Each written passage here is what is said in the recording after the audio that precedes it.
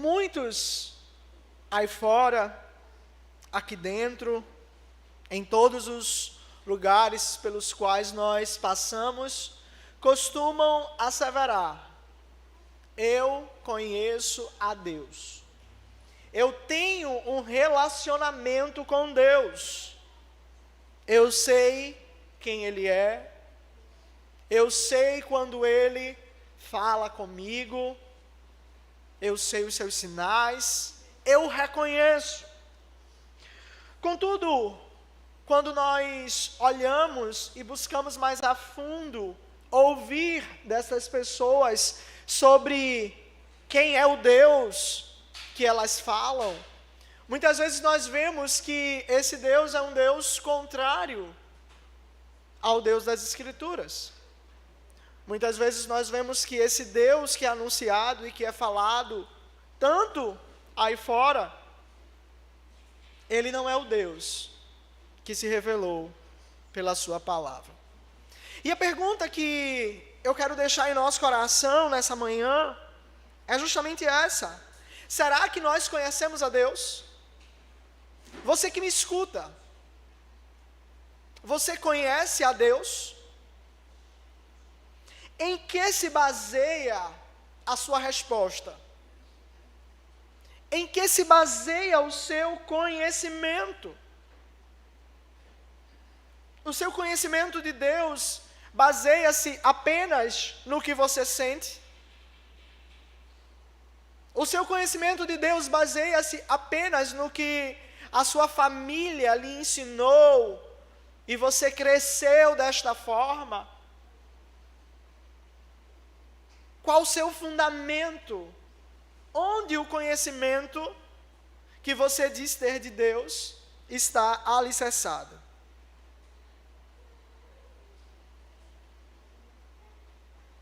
Onde o conhecimento que você diz ter de Deus te levou até hoje? O que esse conhecimento, de modo prático, mudou na sua vida? É sobre isso, queridos, que nós vamos aprender nessa manhã. É sobre conhecer a Deus. E como o próprio Deus deixou ser conhecido. Como Ele resolveu revelar-se a nós. Quando nós olhamos para esse salmo, nós vemos de modo claro que ele é um salmo de Davi. Davi é o autor desse salmo. E quando nós buscamos personagens na Bíblia que conhecem a Deus, que conheceram a Deus, certamente Davi é um deles. Davi recebeu o título de um homem segundo o coração de Deus. Davi é um dos escritores bíblicos, é um dos autores de belos salmos. Claramente Davi conhecia ao Senhor. Contudo, o contexto desse salmo para nós, ele não é tão claro. Nós não temos muitas informações acerca do contexto histórico que o Salmo 19, ele está inserido.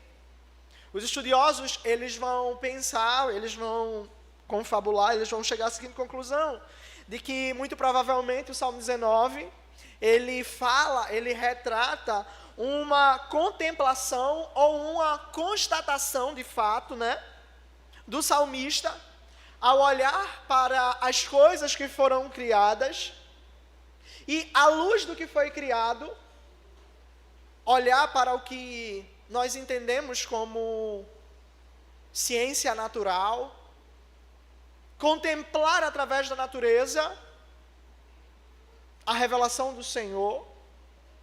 E no segundo momento, o salmista, ele vai ver de modo muito claro o que o conhecimento de Deus revelado, e não só de modo natural, de modo geral, mas de modo especial, por meio da sua palavra, ele gera na vida dos homens, o que esse conhecimento ele traz à vida de todos.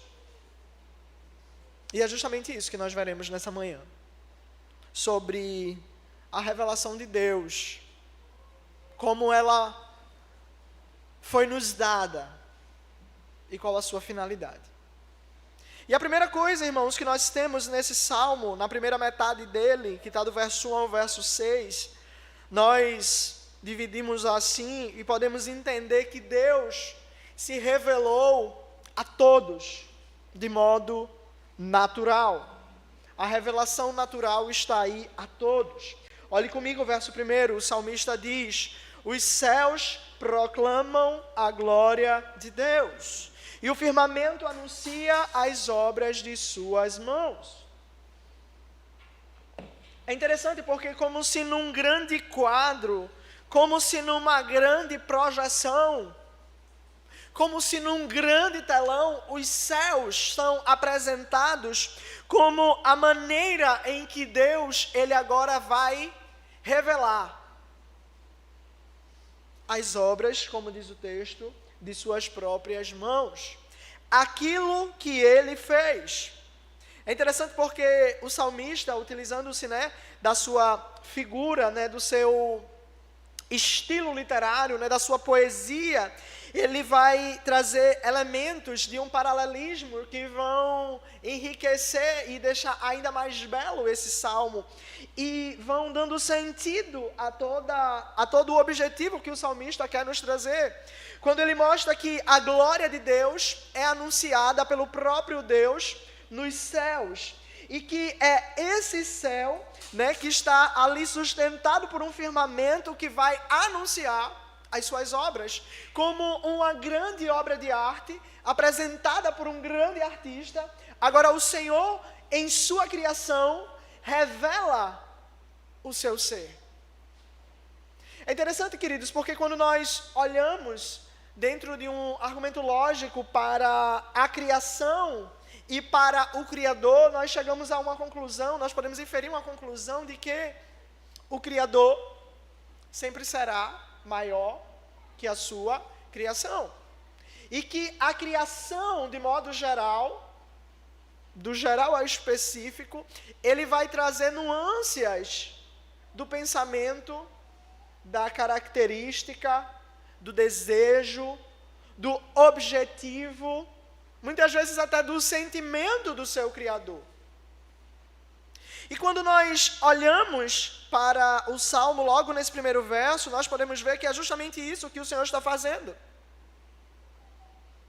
Ele começa a apresentar, ele começa a ser reverenciado, ele começa a ser adorado, pois para isso ele fez todas as coisas, para que elas reverenciem.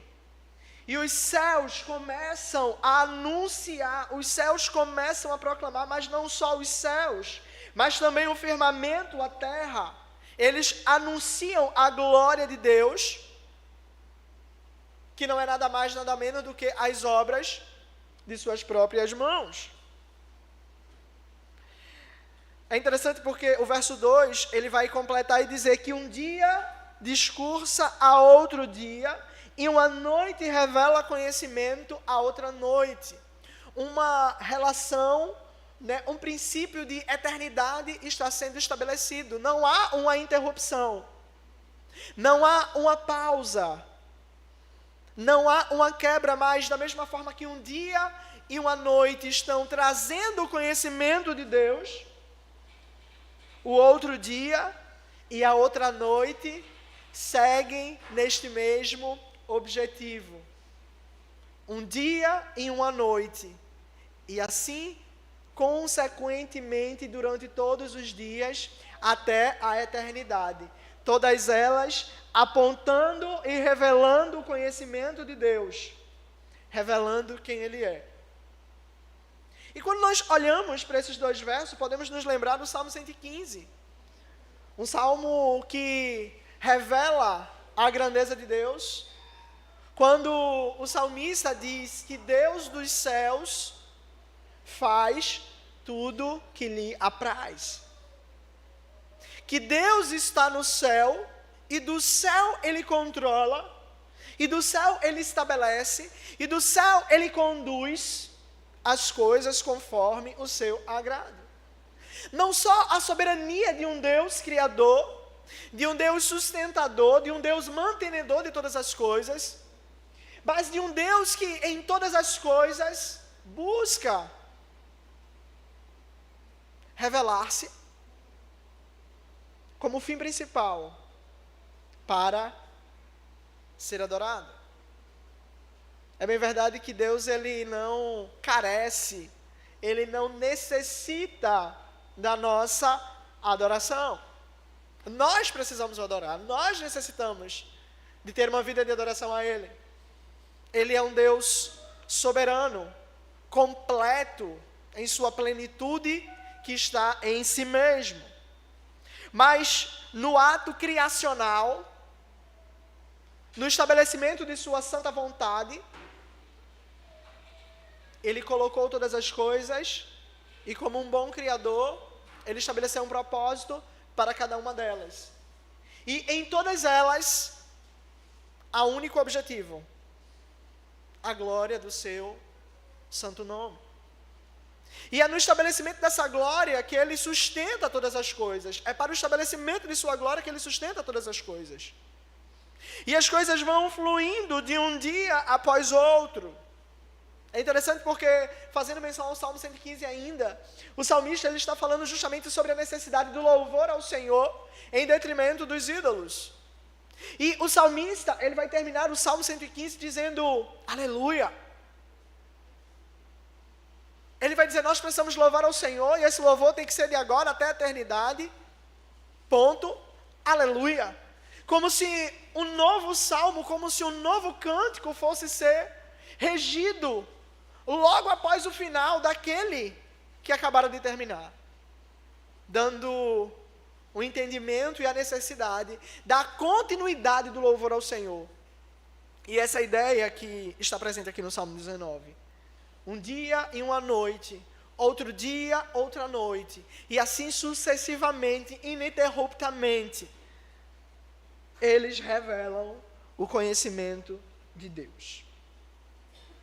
Contudo, quando nós olhamos para o verso 3, agora parece que estamos diante de uma antítese, parece que estamos diante de algo contraditório, pois o salmista vai dizer que não há linguagem, que não há palavras, e que dela não se ouve nenhum som. Como uma revelação, que nós podemos aqui entender como uma comunicação do Criador à criatura, pode se dar, sem que haja linguagem, sem que haja palavra, sem que haja som. Como pode o Criador de todas as coisas estar comunicando a sua glória, revelando o seu conhecimento, contudo, no silêncio? E aí nos lembramos do apóstolo Paulo, quando escreve a carta aos Romanos, e logo no seu primeiro capítulo, ele vai dizer que a criação revela o conhecimento de Deus, de tal forma que apenas, aspas, pelo simples fato dela estar posta como um grande mural, como um grande quadro que anuncia as obras de Deus, todos os homens, eles já são indesculpáveis.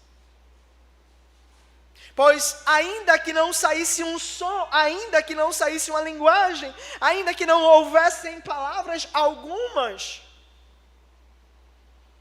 a própria criação é suficiente. Em primeiro lugar, para que ao olhar para ela, entendamos que existe um Deus. E em segundo lugar, para nos tornar indesculpáveis diante desse Deus. Ao passo de que apenas ao acordarmos pela manhã, abrir a janela do nosso quarto, contemplarmos o céu, vermos as nuvens, ou ouvirmos os pássaros cantando, ou contemplarmos a chuva, o sol,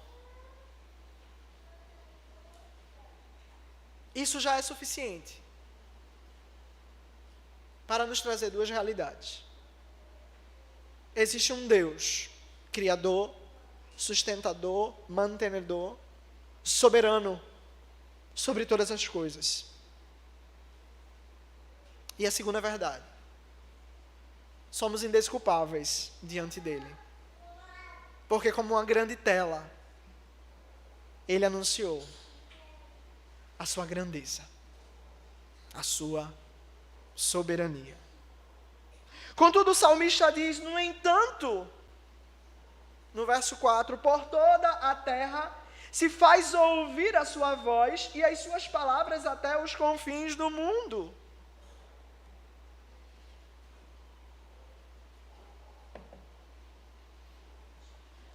Como pode o Senhor proclamar nos céus e no firmamento a sua glória, o dia e a noite, e a continuidade do dia e da noite, anunciar, revelar o conhecimento de Deus?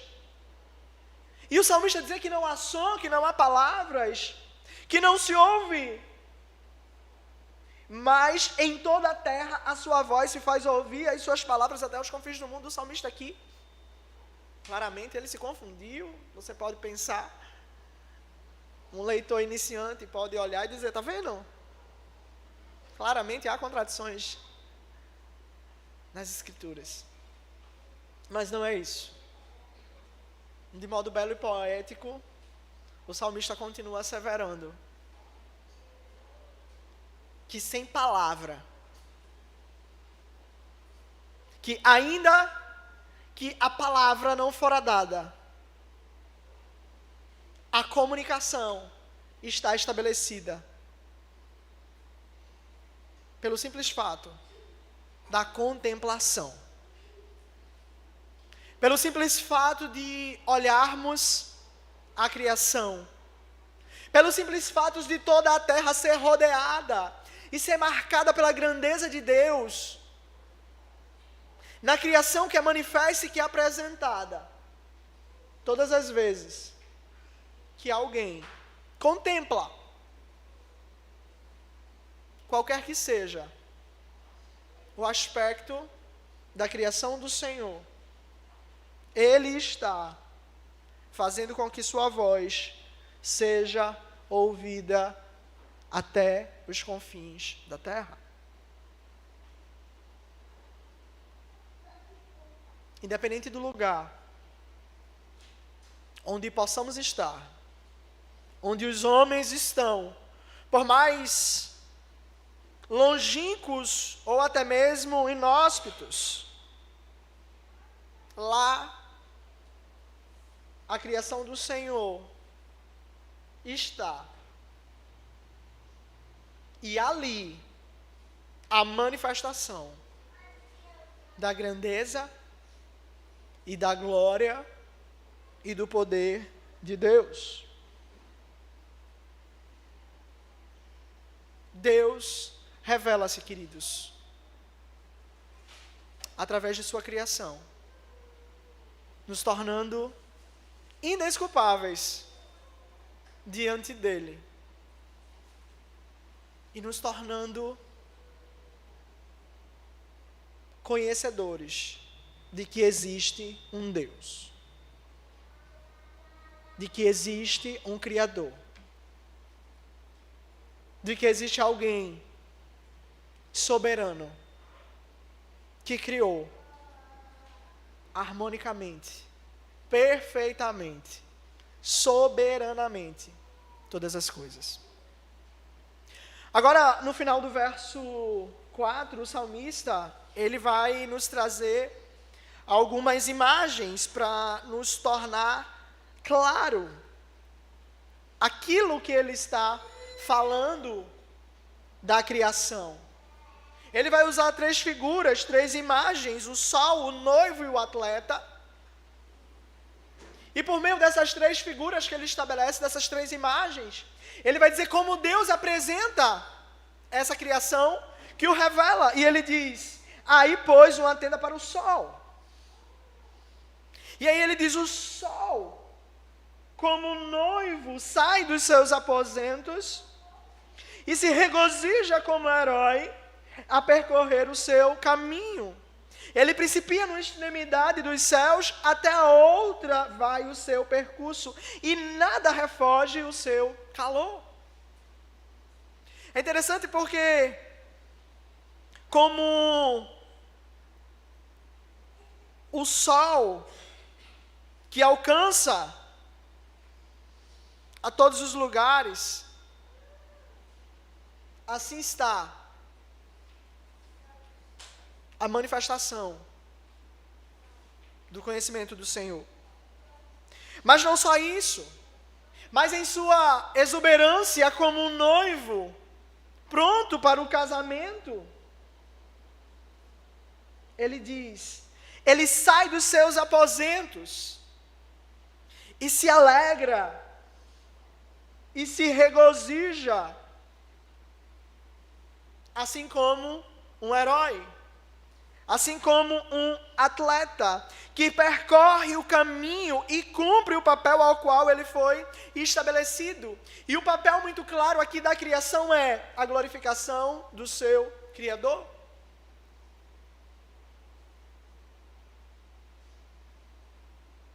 De forma que nenhum lugar fica longe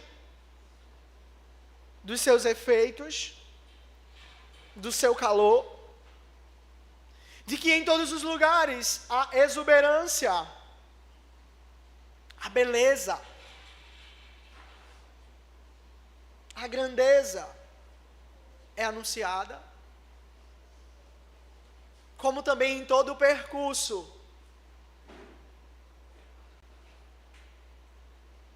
de um atleta que percorre e alegra-se ao final. Assim, o Senhor estabeleceu a sua criação para manifestar e assim o revelar-se a todos nós.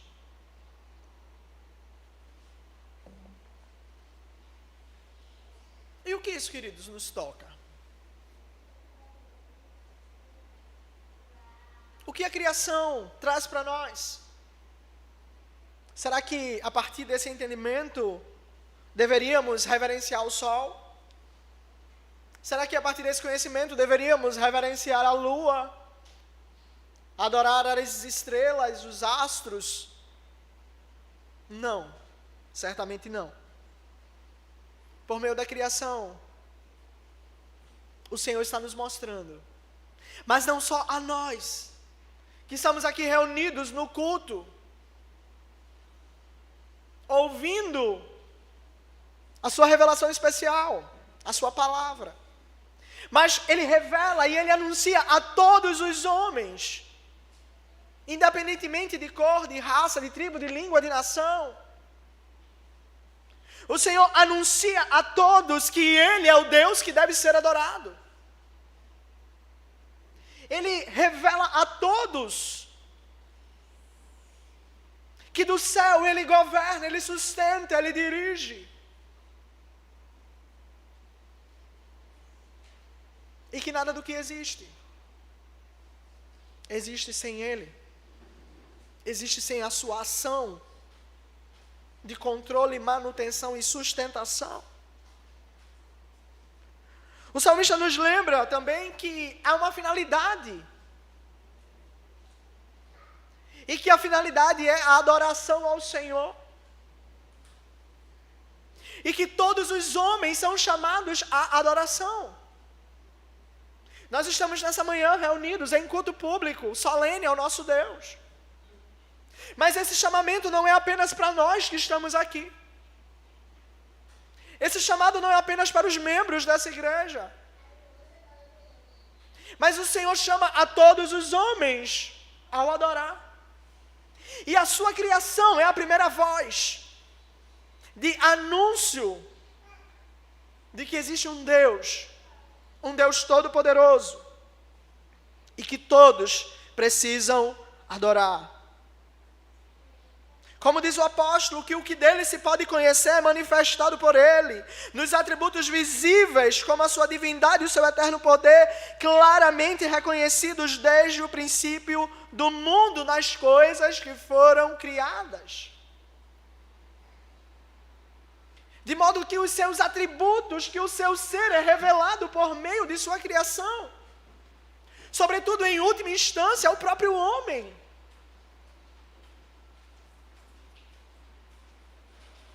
Ao passo de que nenhum de nós, de que nenhum homem poderá usar do argumento, eu não conheci. Eu não fui avisado.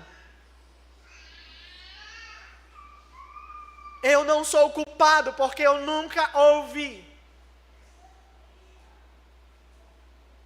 Porque a criação, onde quer que ela esteja, manifesta o Deus Criador. E essa, queridos, é sem dúvida a primeira forma pela qual Deus ele revela-se a nós, por meio de sua criação. Ele já se revelou a nós. Ele já nos deu a revelação natural. Contudo, é bem verdade que, olhando a criação, nós não chegamos ao entendimento claro e objetivo de que esse Deus criador, sustentador, mantenedor, é o nosso Senhor e Salvador Jesus Cristo. De modo claro, visível, objetivo, não está escrito no céu, Jesus. Por isso, ele resolveu se revelar a nós, de modo especial. Ele nos deu a sua palavra. E o verso 7 diz: a lei do Senhor é perfeita, e ela restaura a alma. A partir daqui, o salmista ele vai começar a apresentar a revelação especial de Deus, a sua lei. A Bíblia que nós temos, do hebraico e grego, no texto original, inspirado por Deus, a sua revelação, pois, para que não ficássemos apenas com a revelação natural, que aponta a um Criador, mas que de modo claro não diz quem é esse Criador, que embora que traga sinais, evidências e nos torne indesculpáveis, ela não diz de modo objetivo na nossa linguagem o que esse Criador fez, qual foi o objetivo de todas as coisas. Ele nos deu a revelação especial para que por meio dela nós fôssemos guiados. Para que nós não nos envolvêssemos tanto com a revelação natural ao passo de confundirmos o ser de Deus que é manifesto nela e passássemos a adorar elementos dela. Para que isso não ficasse apenas à luz da nossa interpretação, da nossa sapiência, ele nos deu a revelação especial. Ele nos deu a sua palavra. Ele falou conosco. Ele dialogou conosco. E ele fez isso por meio de sua palavra. O teólogo Alan Herman, ele vai dizer que assim como o sol penetra em todos os lugares, assim a palavra de Deus, ela vai seguir por todos os lugares, até o coração humano. E aqui, queridos, há uma beleza exuberante, como do noivo que sai dos aposentos, na palavra do Senhor sendo anunciada. E o salmista, ele vai escolher sinônimos para apresentar a palavra de Deus. Ele vai adjetivá-las. E não só adjetivando a lei do Senhor, a palavra do Senhor, ele vai também mostrar a sua eficácia. Ele vai mostrar a sua finalidade, ele vai mostrar o que ela faz.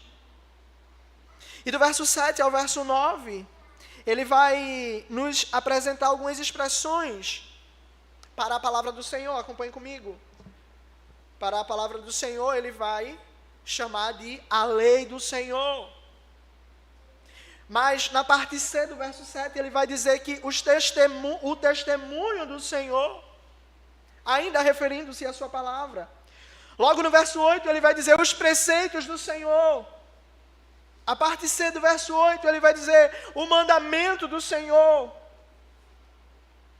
No verso 9, ele vai trazer o temor do Senhor. Ele vai trazer os juízos do Senhor.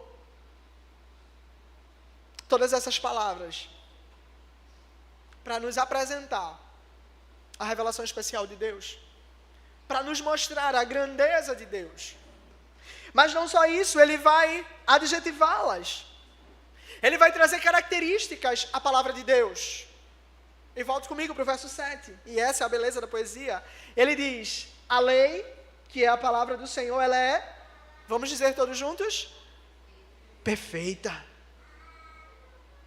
Ela vai dizer, a lei do Senhor, ela é perfeita. Sabe por quê? Porque ela serve para instruir, para ensinar, para proporcionar refrigério. Em momentos de fraqueza e desespero. Ela é perfeita. Não há nada mais sublime, mais eficiente, mais eficaz, mais grandioso, mais poderoso do que a palavra do Senhor. Ele diz, ela é perfeita. Mas ele diz também no verso C do verso 7, na parte C do verso 7, o testemunho do Senhor, ele é fiel. A lei do Senhor, a palavra do Senhor não é só perfeita, mas ela é fiel. Ela dá sabedoria a quem não possui. Ela permanece. Ela é digna de confiança. Ela não muda, ela não passa. Ele diz, os seus preceitos são retos, no verso 8. Ela é pura. Ela não pode ser adulterada. Ela não pode ser contaminada. Ela não pode ser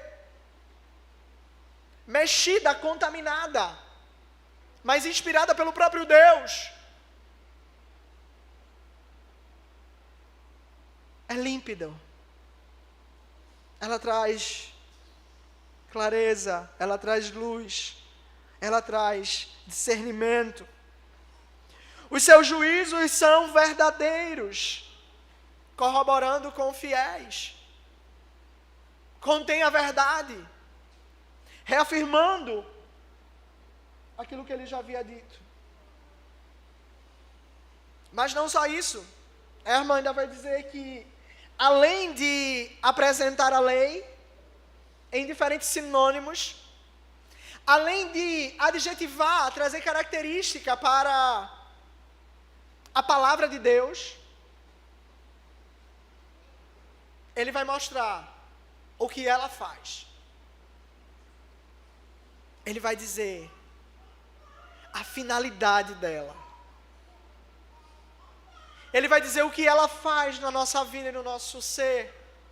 Volte comigo, verso 7. A lei, a palavra, a revelação especial, que é perfeita, ela que restaura a alma. Ela que restaura o nosso ser. Vivemos dias, queridos, de muitos sofrimentos emocionais. Já tive a oportunidade de estar com os irmãos aqui em outras ocasiões falando sobre isso. Falaremos logo mais no estudo sobre isso também. Vivemos uma geração que busca um remédio para a alma. Vivemos uma geração que busca um antídoto para restaurar, para ressignificar, para curar. O salmista diz: a lei do Senhor, ela é perfeita. Não há outro método, não há outra forma, não há outro caminho. Mas a palavra dele, ela é perfeita para isso. Ela foi feita para isso. Para nos levar de volta para Deus. E só sendo reorientados ao Senhor, como diz o reverendo Vadislau Gomes, vivendo então referência a Ele, nós estaremos então com as nossas almas restauradas. Mas é ela que dá sabedoria. É ela que traz clareza. No verso 8, é ela que alegra o coração. Não são os antidepressivos. Não são os ansiolíticos. Não são os estabilizadores de humor. Mas o salmista vai dizer: são os preceitos do Senhor, os retos preceitos do Senhor, que alegram o coração e que abrem os nossos olhos e que iluminam os nossos olhos. São eles que nos fazem permanecer para sempre. São eles que nos dão um caminho, um norte vívido a seguir.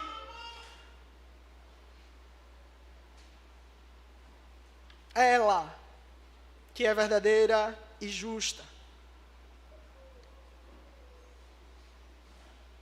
E por conta disso, por conta do que ela é e do que ela faz nos nossos corações e nas nossas vidas, ele diz, verso 10, sabe, o ouro, ela é mais desejável. Sabe, o ouro purificado, depurado, ela é muito mais desejável. Ela é muito mais saborosa, ela é muito melhor do que o destilado dos favos. Do que o mel na boca, ela é muito mais agradável.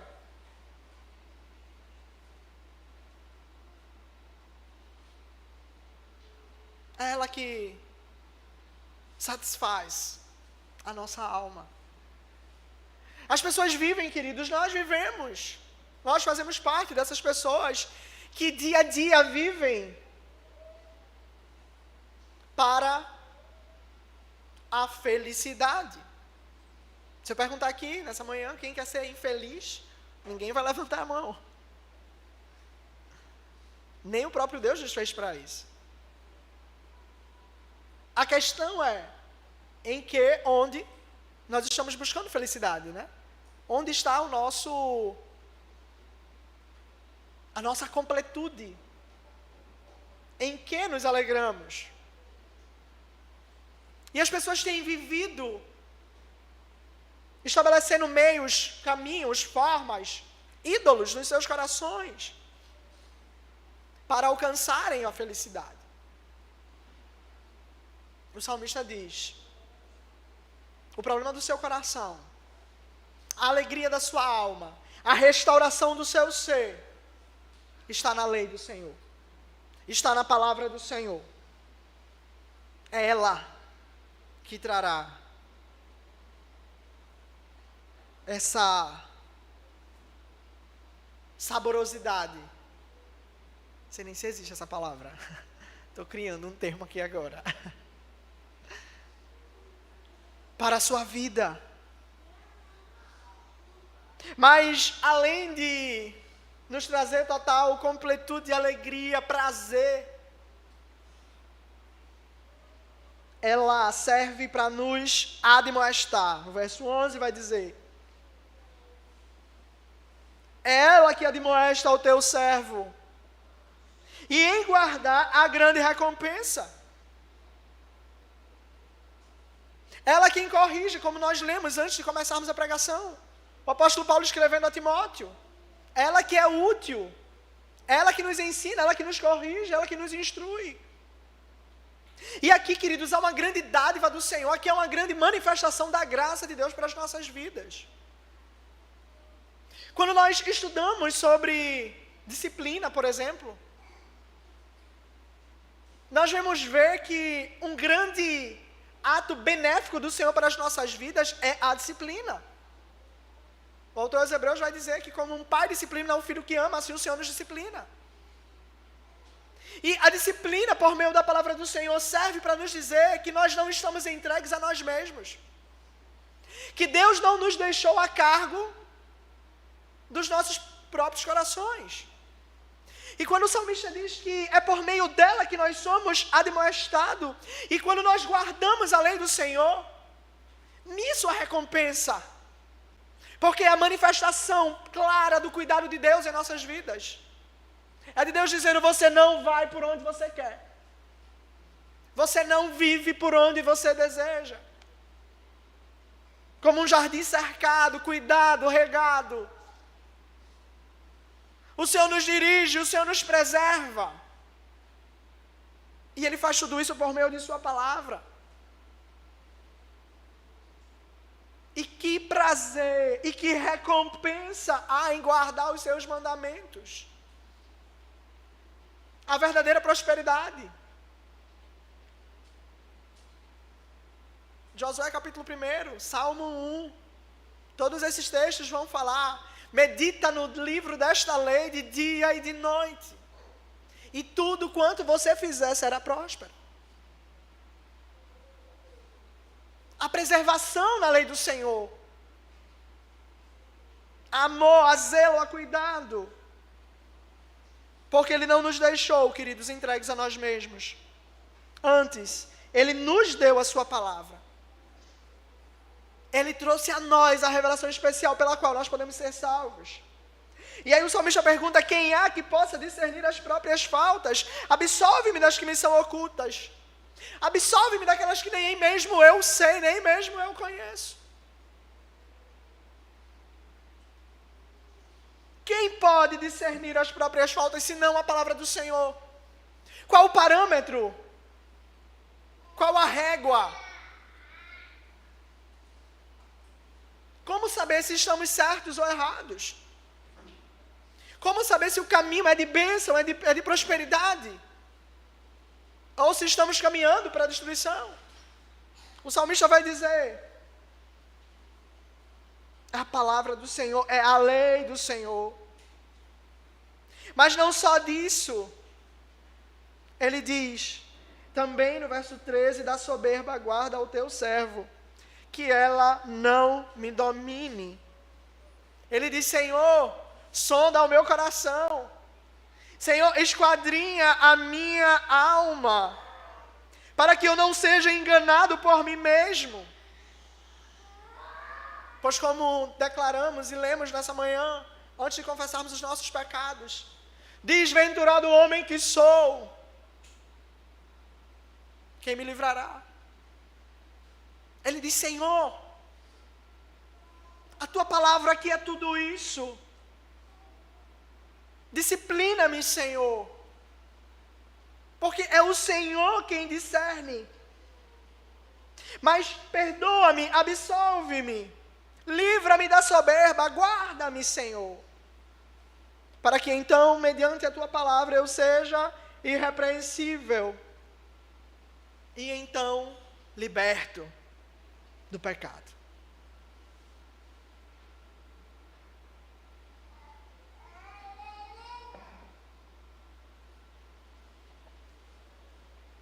Há uma finalidade, queridos. Há um objetivo muito claro na palavra de Deus. A glória do próprio Deus e a nossa irrepreensibilidade. A nossa santidade. O Senhor nos chama a vivermos de modo irrepreensível. Muitas vezes, enquanto igreja, nós achamos que irrepreensibilidade é apenas aquilo que o apóstolo Paulo fala aos homens, aqueles que serão líderes na igreja, diáconos e presbíteros. E a gente se exime muitas vezes dessa irrepreensibilidade, porque achamos que aquilo não é para nós. Quando na verdade aquilo é o mínimo exigido e estabelecido, que é solicitado por todos, que é pedido de todos. Para que então, em santidade vejamos ao Senhor e possamos estar livres do pecado. É a palavra do Senhor. E aí, assim como começa o salmo, ele termina: as palavras dos meus lábios e o meditar do meu coração sejam agradáveis na tua presença, Senhor, rocha minha e redentor meu. Da mesma forma que os céus proclamam a glória e o firmamento anunciam as obras, ele diz que as minhas palavras, que os meus lábios, que o meu meditar, eles revelem a tua grandeza. Que assim como aquela tela inicial anuncia quem é Deus, que as minhas palavras, elas sejam agradáveis na tua presença, Senhor, rocha minha, redentor meu.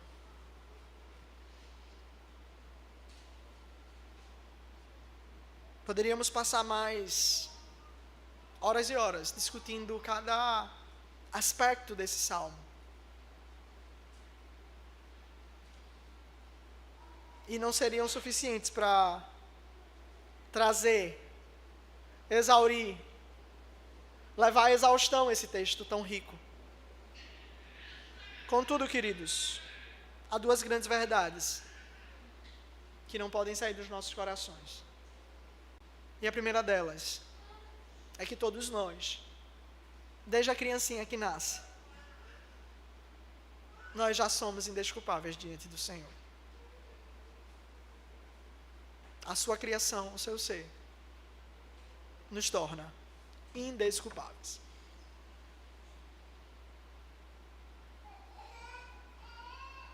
Mas a segunda verdade que é clara é que o Senhor não nos deixou a cargo da nossa interpretação, a cargo do nosso próprio pensamento, das nossas elucubrações. Mas Ele nos deu a sua palavra. E Ele nos deu tudo o que nós precisamos e tudo o que nós necessitamos para conhecê-lo e vivermos para a glória do seu nome. Termino esse sermão nesta manhã retomando a seguinte pergunta: e aí? Você conhece ao Senhor? Você conhece a palavra do Senhor? Você já experimentou da palavra do Senhor? Se sim, o que ela fez na sua vida? Que como igreja do Senhor, queridos, possamos prosseguir no conhecimento do Senhor. Não apenas pelo que pensamos, pelo que achamos, pelo que sentimos, pelas circunstâncias, pelas situações, mas que possamos experienciar o Senhor de modo vivo e real, por meio da sua palavra. Que a palavra de Deus seja o nosso alimento, de dia e de noite, por onde quer que estejamos. Curve sua cabeça nesse momento, vamos orar.